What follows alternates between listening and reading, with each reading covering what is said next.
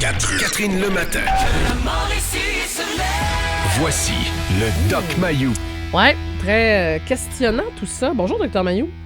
Oui, Catherine, Serge Raphaël, il y a beaucoup de choses ce matin. Oh, il y a beaucoup de choses. Là, expliquez-nous, parce que c'est intéressant ce que Raphaël nous amène. Je ne connaissais pas cette façon de faire. Est-ce que pour vous, c'est nouveau ou c'est une pratique que vous connaissiez? Non, j'ai jamais entendu parler de ça. Ah, non? Non, c'est une idiotie, là. Oui? C'est qu'on essaie n'importe quoi. Ah, et puis les Allemands peuvent être capables d'essayer des choses assez osées.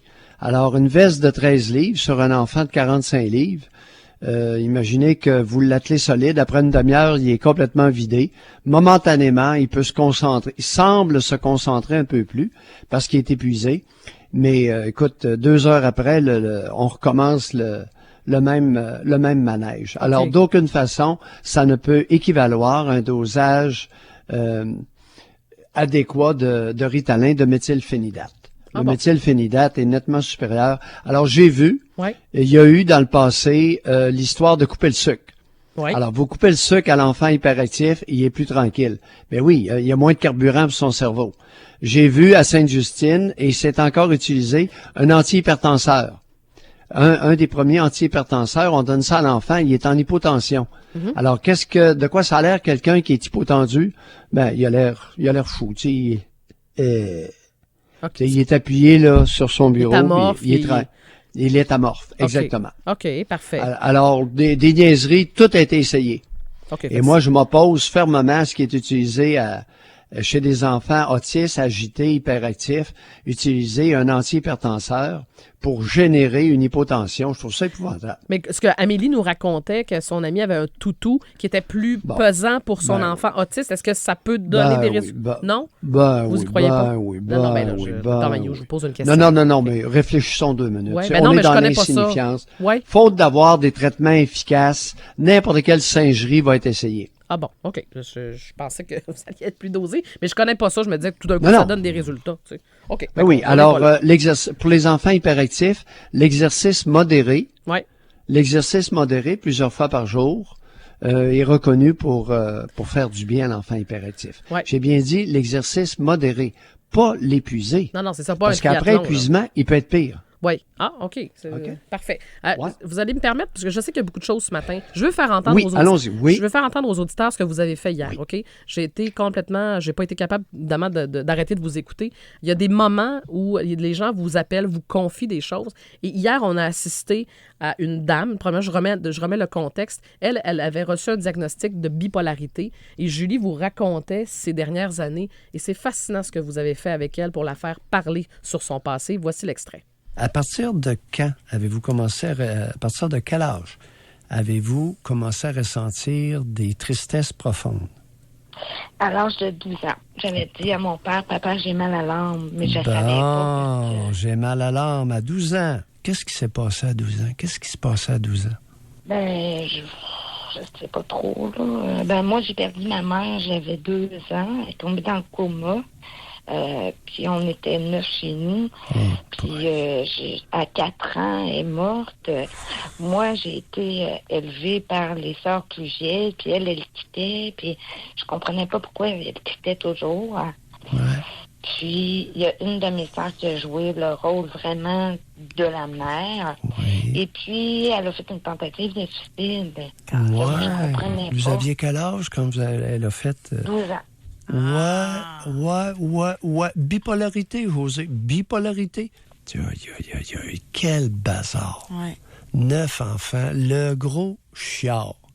Vous savez, dans votre cas, avant de penser à une maladie du cerveau, on pourrait-tu penser à une maladie de l'âme avant? Vous avez vécu une grande noirceur, d'une tristesse profonde. Quand votre sœur, n'est-il pas exact de dire que quand votre sœur substitut maternelle à 12 ans a fait sa tentative de suicide, ça vous a causé une tristesse inouïe? Dr Mayou, savez-vous pourquoi je le fais rejouer ce matin? Parce que ça m'a touché. Je me suis dit, combien de personnes n'ont pas le bon diagnostic et vivent avec ça au quotidien? C'est un exemple concret de ce que vous nous avez donné hier.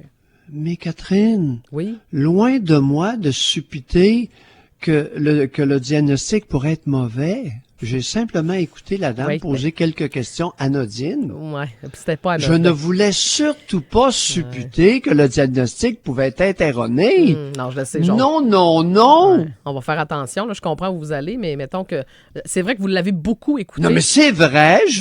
Écoute, le diagnostic c'était pas ça. On n'a pas parlé du diagnostic. Non. On a parlé de la souffrance de la personne. Ouais. Mais c'est parce que je vous le dis, hier, j'étais complètement subjuguée, je vous écoutais Mais c'est très rare que je suppute des choses. À peine, Dr. Mayou. Mais je voulais le faire entendre parce que c'est un exemple concret de, tu sais, les gens ont besoin... Je commence à être assez enrobé.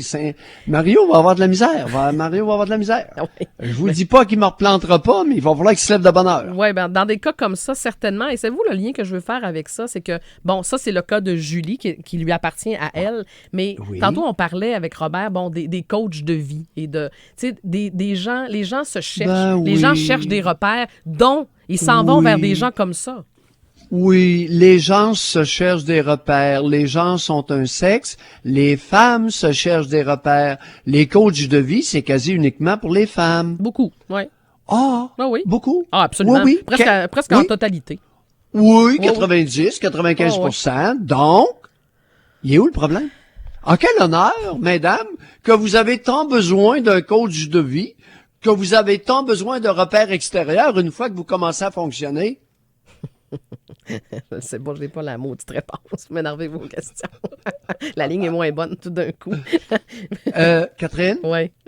As-tu un coach de vie? Non. J'ai pas de quel coach. Honneur, t'as pas de coach de vie, toi? Ben, en fait, ça m'intéresse. Sur quelle plure de banane que t'as glissé? Ben, non, mais ça prend-tu une mère élever une fille qui n'aura pas besoin d'un coach de vie? Ben, écoutez, je vais faire attention. Moi, ça me parle pas, OK? Puis je juge pas ça, là, ça appartient à chacun. Moi, je suis très à l'aise de vous dire que dans ma vie, j'ai eu besoin, dans un moment précis, de psychologue.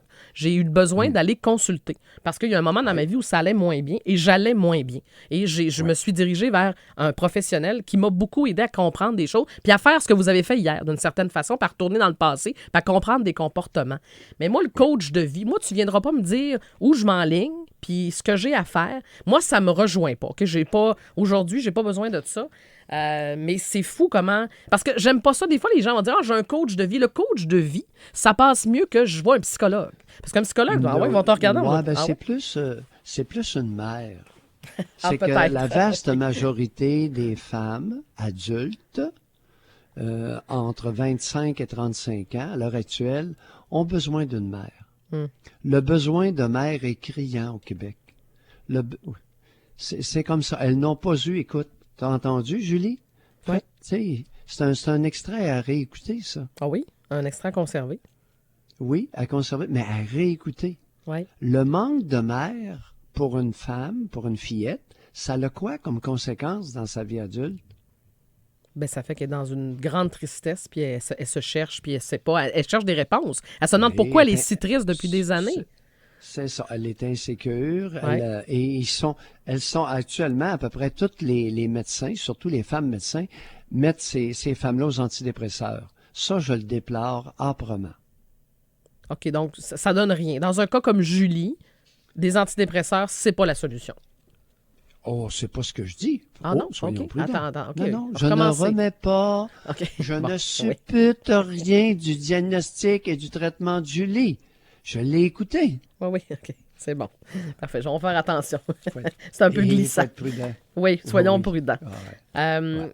Il y avait un autre sujet, je pense que vous vouliez aborder. Je m'excuse, Serge, je me l'avais dit tout à l'heure. Michel Girard. Oui. Dans la chronique Girard, Argent. Un vieux. Ben oui, dans la chronique Argent. Puis c'est un vieux. Écoute, quel âge qu'il a, Michel? Aussi vieux que moi, sinon plus. Michel il doit Girard? approcher 70, lui-ci. Je sais pas. Je n'ai pas la réponse. Je vais être honnête avec En tout cas, ça fait... Il roule depuis Mathusalem. Je pense que c'est le fun pour Michel qu'on salue ce matin. Ben oui, je le lis régulièrement, hein, j'en manque pas une. Oui. Et oui, il termine. Écoute, il m'a fait plaisir ce matin. Michel a terminé sa chronique financière en disant « On cesserait ainsi de voler les ménages à faible ou modeste revenu. » Il réfère à l'impôt fédéral et provincial. Mm-hmm. Ça m'a fait du bien. OK. Ben oui, parce que... Vous m'avez entendu dire, et juste pour résumer, c'est très simple. Ouais. Il réfère à un ménage, OK, un couple, qui ont 3 enfants avec un seul revenu. Mm-hmm. Et si le gars ou la femme, mais habituellement c'est le gars, passe de 46 000 à 47 000 une année, il y a 1000 piastres de plus de gains bruts. Ouais. Sais-tu comment il leur reste dans leur poche? Non, allez-y. 61 pour 1000 piastres d'augmentation quand un couple avec 3 enfants, dont un moins de 6 ans, passe de 46 000 à 47 000, sur un gain brut de 1000 $, il reste 61 à la famille. Alors ça, j'appelle ça un vol. Et Michel appelait ça un vol. Ouais. Alors moi, je vous ai dit il n'y a pas longtemps, en 2017, à 68 ans, on m'a retenu à la source 65 200 $. Oui, mais là, Dr. Mayou, okay? Oui. Avec une patte, 68 ans, une patte, retenue à la source 65 000. Ouais. J'ai dit que c'était un vol de la part du gouvernement. Un vol légal, mais un vol des 2 gouvernements. OK, oui, je suis d'accord avec vous, puis on se fait à peu près tous voler. Par contre, comparativement à ce que Michel Giroir nous décrit ce matin... Non, on se fait pas tous voler. Non, demande à l'Empire des Marais combien de fois ils se sont fait voler par les... Je parle du peuple, je parle de nous autres. Là. Le peuple? Le peuple, nous autres, là, les travailleurs, puis ceux qui payent des taxes et tout. Mais ce que je veux vous dire, c'est que dans l'exemple que Michel Girard donne, il parle de familles à faible revenu, à revenu faible ou modeste. Tu sais, Dr. Mayou, puis je dis pas que vous vous faites pas voler, là, mais c'est sûr que si vous nous faites retenir à la source 65 000, c'est que visiblement, vous avez fait quand même un bon salaire. Vous n'êtes pas dans des familles à revenus modestes.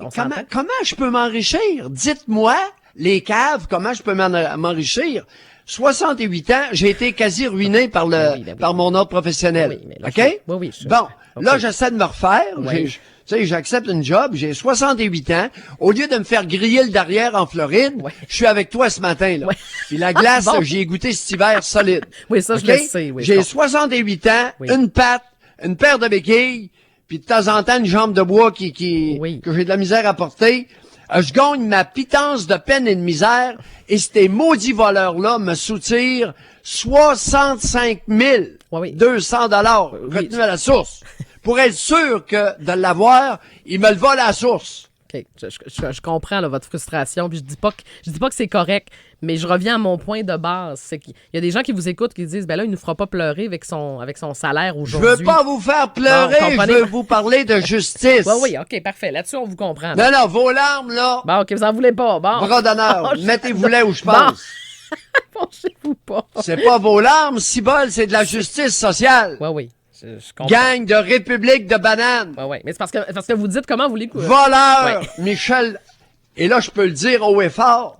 Maudite gang de voleurs légales. Michel Girard conclut. On cesserait ainsi de voler les ménages à faible ou modeste revenu. Ah oui, mais c'est le mot voler n'est pas uniquement du fou à Mayou. Non. Ça, je le sais, Dr. Mayou. Un des plus grands économistes, Michel Girard, c'est le plus grand.